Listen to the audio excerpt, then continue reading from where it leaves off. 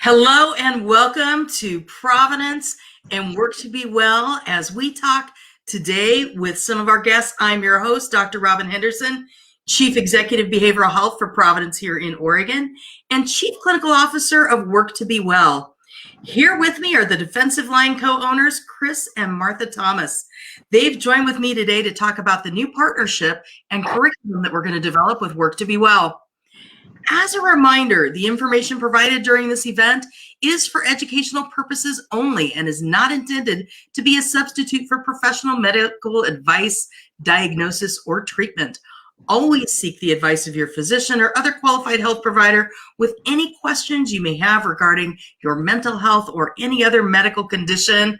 Welcome, Chris and Martha. It's such a pleasure to spend some time with you and learn about the Defensive Line Foundation. Tell me about yourselves and how the Defensive Line Foundation began. Martha, why don't you go ahead? So we lost our daughter Ella to suicide over 3 years ago on January 23rd.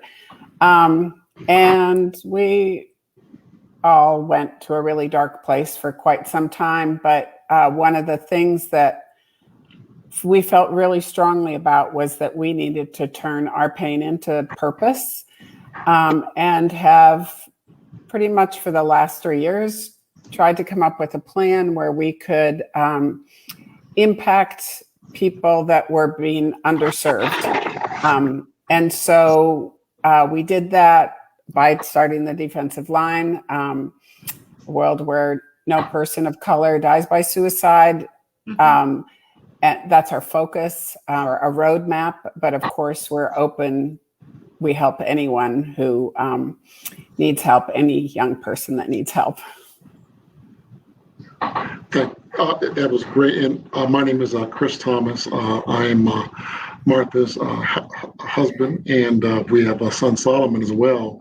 And Martha did an excellent job of explaining sort of why we're here today. And thank you for having us. We live in a suburb outside of Dallas called Coppell, Texas. And we've been here about 15 years. And when we had Ella and Solomon, we moved and lived throughout the world: Chicago, Sydney, Australia, Stamford, Connecticut, and Ohio, as well as in Dallas now. And we were exposed to a lot of different cultures, a lot of different opportunities. And when we lost Ella, we used those experiences to help us understand how do we help all different types of people, but in particular people of color, young people of color, primarily because the suicide rate has increased so much so amongst the BIPOC community. And obviously our daughter was a person of color and young, and she also suffered through some anxiety and depression, as well as some sexual assault. So as Martha mentioned, we wouldn't want anybody else to go through the pain that we went through. So we wanted to find a way to leverage Solomon's platform, him being a professional athlete in the NFL, and with his different exposures and networks across there, as well as having gone to school in Stanford, California. How do we leverage that to make a difference and to help get out resources and awareness and networking to help other people who are in need? Well, first of all, my heart aches for your loss. That's an unimaginable pain. I have a daughter and a son myself, and my daughter attempted suicide a couple of years ago. Fortunately, we were able to intervene and get her the help that she needed, and she's finished her freshman year in college. But no parent should be there. And so very, very, very want to understand how, when you look at the intervention with young people, especially, and I agree with you, that is one of our fastest growing populations of people who are attempting and completing suicide, or young people of color. How does the Defensive Line Foundation intervene? What are some of the things you do? Yeah, so one of the things, as Martha mentioned, is, we do have a vision where no young person of color dies by suicide. And, we're sort of thinking about how leaders of young people of color, the defensive line is really the mental health community that empowers life-saving connections. Yeah. And we really think it's about connections, because when people are in isolation, that's when they're at their most desperate. And so part of our theory of change is to share our personal experiences, to teach mental health resiliency and communication, to build support networks for young people of color, but in particular for leaders of people of color. And as Martha said, this is for everybody, but our North Star is people of color, because of the high incidence, as well as, us touching us so personally. And so we want to help the coaches, the teachers, the clergymen, the business leaders, the people who can impact, young people of color, whether they be in Jack and Jill or boys and girls clubs or whatever, but to help support those networks, and then to build those networks, but then to support them with proactive tools. And that's where Providence and Work2BeWell comes in, because of the vast amount of resources, evidence-based training and curriculum that you have. And so our goal, our mission and passion is to get into schools, get into the NCAA, to leverage some of the platforms the NFL has in working with organizations across this country to help get the word out that mental health and physical health is not either or, it's whole health. It's about doing both at the same time. I was just going to thank you for bringing in. How did Providence and the Defensive Line Foundation get introduced as partners? Besides the fact that I am a big football fan. It was through Denise White, who has EAG Sports Management, and Mary Renouf. That's the connector. But Denise pointed out, we told her what we were doing, and she said, I want to introduce you to someone. And with people of color being so underserved in the mental health space, it's an easy fit. We're so excited about it, but especially excited because on Work2BeWell, your programming is motivated by kids. Like, this is what they're saying that they need. And we don't always know what kids need, but I do know that I'm a classroom teacher. I teach 7th grade, and I spend a lot of time talking to kids about different concerns of theirs. And it is always interesting that we get the least training. So we're trying to change that. Absolutely. See, and early on in the pandemic, I'm so glad you also mentioned being able to reach in through sports, because we know that sports is the language and the safe place for many, many, many students, and especially many, many students of color. Many students of color engaged in a variety of different sports. And early on, probably about September in the pandemic, when school, in many parts of the country, school was not returning in person, we worked with a group of athletic trainers. And the athletic trainers really wanted to learn more about how they could help their students' mental health. So we worked with them and trained a very large group of athletic trainers in all of the Work2BeWell curriculum.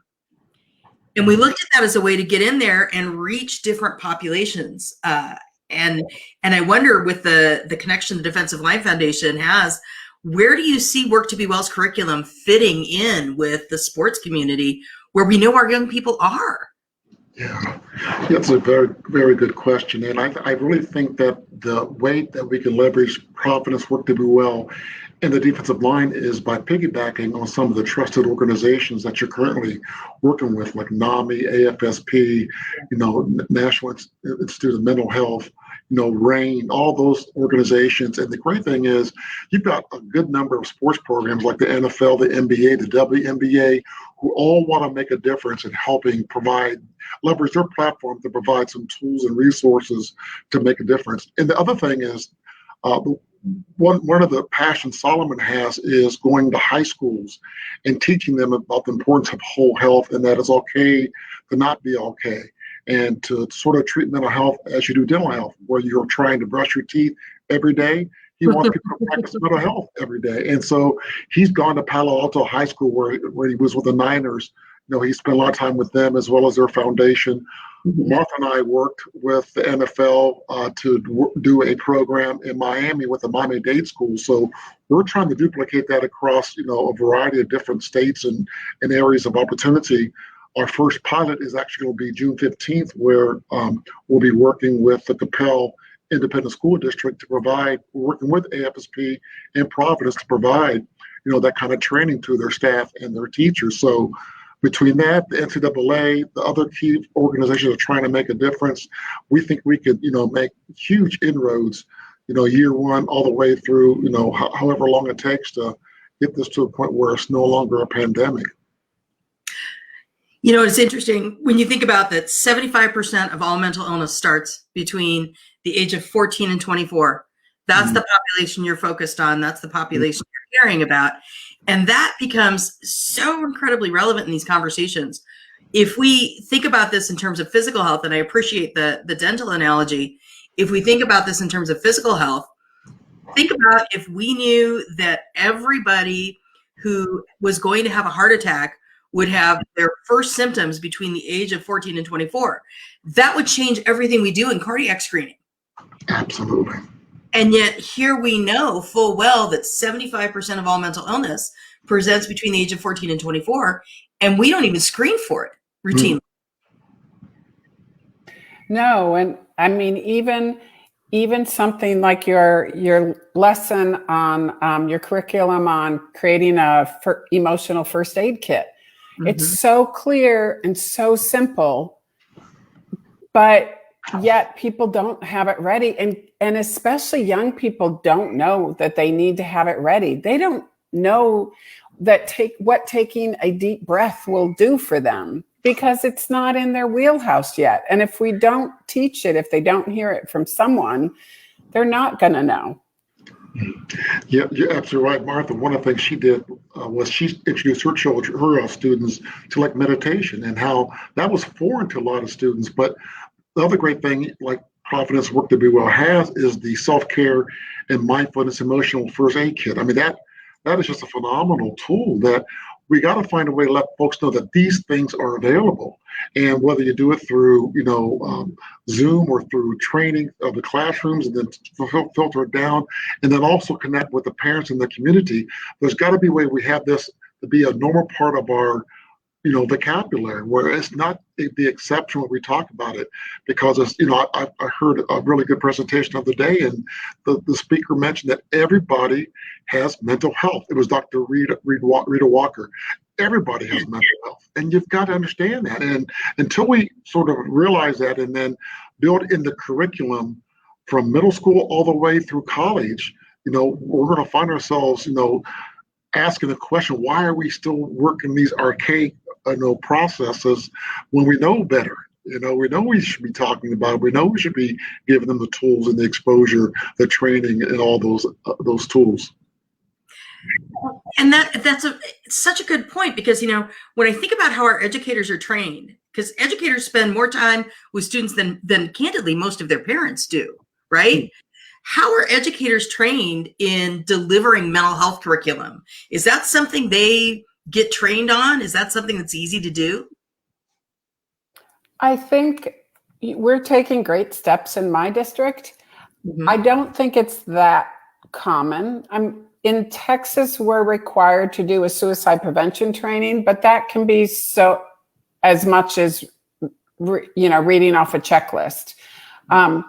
So it's one step, but it's not enough. Because teachers really don't know how to take things seriously. If a student says certain words, or even the idea that you can call the suicide prevention hotline for help for someone else. You don't have to be the person, just there's so many things out there that people aren't aware of.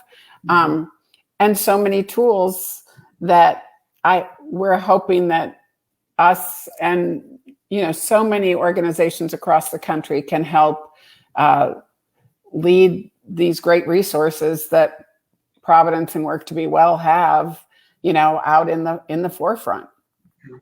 One of the things I'll add on to that is Martha hit the nail on the head.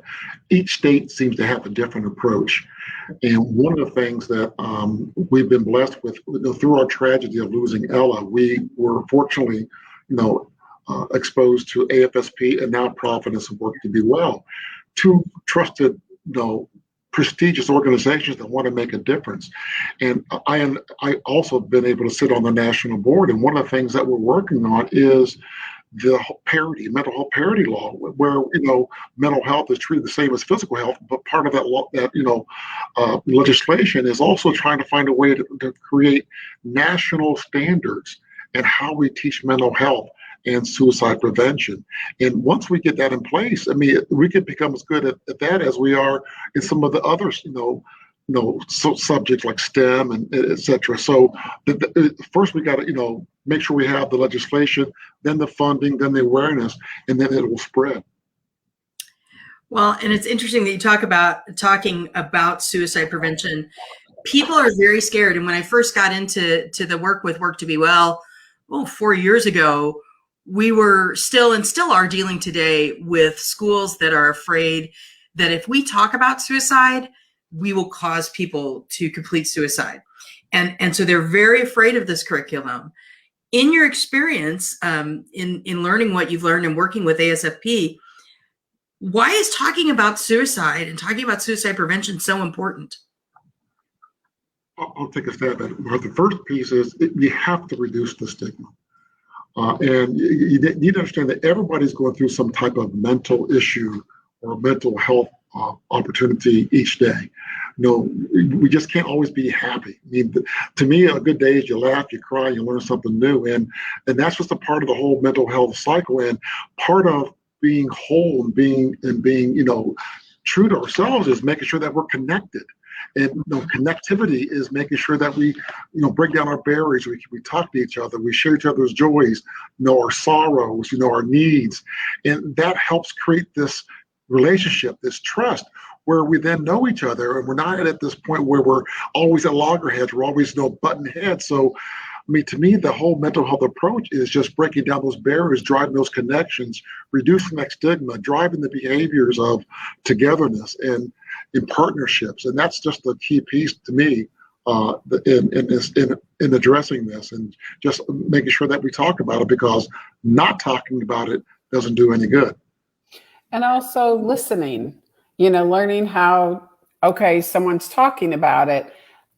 Can we actually listen to what they're saying? Because that's a huge problem for many of us in this country. So that's part of the connection, but especially when someone's struggling, not to give them advice, but to actually listen and let them know that you're there for them is key. I think that's so important, because we've got to, and this goes back to the development of the Work2BeWell curriculum. We listened to young people's voices and brought young people's voices into how we talk about suicide, how we talk about self-care, how we talk about depression and anxiety, and have our young people, really inform how they're going to hear that, how they're going to receive that information. When we look at how our curriculum focuses on young people of color's mental health, how best do you see, through the work you're doing with Defensive Line Foundation, can we begin to strengthen that voice and bring that voice more into focus? I would say part of it is making sure that we have the right messages as well as the right images out there for people of color. Too often we turn on the news and we see nothing but negativity. We don't see ourselves in positive role models. We also need to make sure that we have the right medical staff and resources available, so people understand that therapy is not a negative, dirty word, and that we just can't pray some of these issues away. But I really think, some of it has to do with breaking down some of the systemic injustice and racial issues that exist within this country, where we see everybody in positive, not everybody, we see people in positive, situations, whether it's being doctors, being lawyers, whether it's, making sure that they understand that there are so many positive things going on within our organization, our community, and re-emphasizing those versus the negative things that we see, as well as reduce and limit some of the violence that we're seeing against the Black community. Those are key elements, I think, in helping this.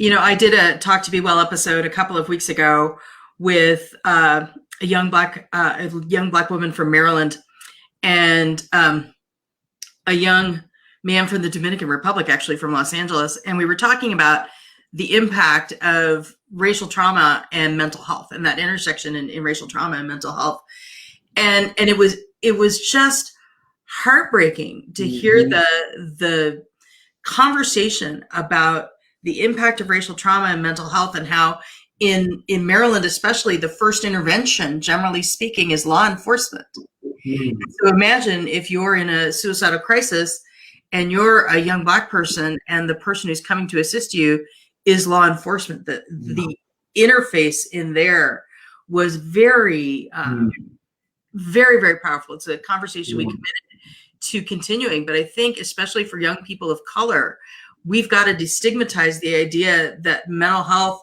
and that entire world go together in some respect, because they don't. Right. Mental health is about, a medical condition. How do we engage therapists of color? How do we train more therapists of color so that you're seeing somebody in therapy who looks like you? That's important. Absolutely. And also, it's important to make sure the police are able to do what they do best.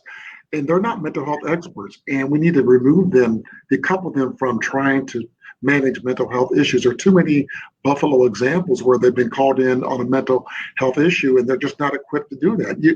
All situations aren't solved by a gun, and so we got to find a way to address that and get the right resources in the local communities so that we can treat the people properly and give them the resources they need.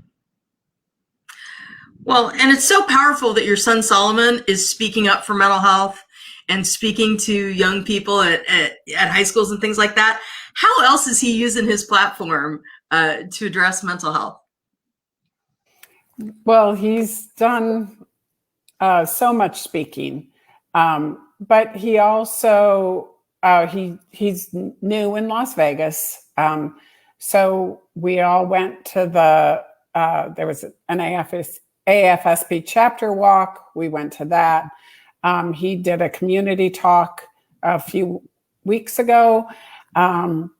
So he's getting out there. When he was in San Francisco, he went to the high schools, some of the high schools in the area, and also helped support the Niners in their foster, I can't remember what they call it. Sorry, they support foster students when they graduate. So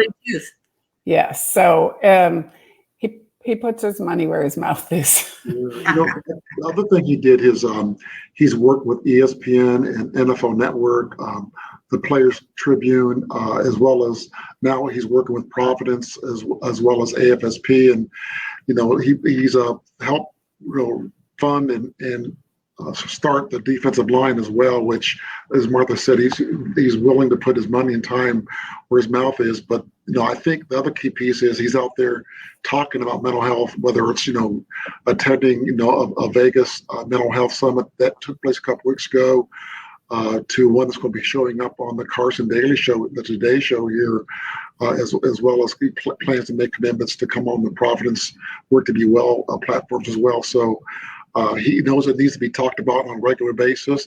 He's also recruiting other players within the NFL to play a role, whether it's through their foundation and doing work there, or just talking via their website. Just keep the communication going so that it's not seen as a one-off, atypical approach. He's also willing to be vulnerable, and as he's grown in this journey of losing Ella and having his own mental health struggles, he's willing to talk about him. And, he says it's the new masculine is to be vulnerable. So he's absolutely right about that. Some of my favorite athletes have talked about their own mental health struggles. Of course, my favorite line still goes back to Marshawn Lynch. Take care of your mentals. Yes. Absolutely. Yeah. That's true. That is so true. But when you have more people talk about it, whether it's him or Kevin Love or Carla McBride from WNBA, there's just so many people. Then it goes to some of the actors, and actors are talking about like Courtney Vance and just a variety of people. It's sort of helping reduce the stigma. Is having the conversation, and as Martha said, being vulnerable and sharing. When I felt this way, here's an avenue I took to try to improve. And sometimes listening doesn't mean you have to give a solution. And I know that probably goes to a lot of the males like myself who try to fix everything, but just sometimes just listen. Well, I know that many of the students on the National Student Advisory Council would love to host Solomon on Work2BeWell anytime he wants to come and talk. We would love to hear him tell his story, and really, I think, find a way to lift up and normalize conversations about mental health, because that's so important.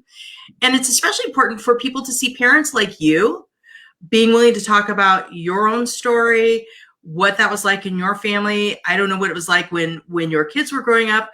Was mental health something that you talked about a lot? Was this a conversation around the dinner table, or now is it something that you're saying we need to have this conversation at the dinner table? We definitely need to have the conversation at the dinner table. We didn't talk about it enough by any means.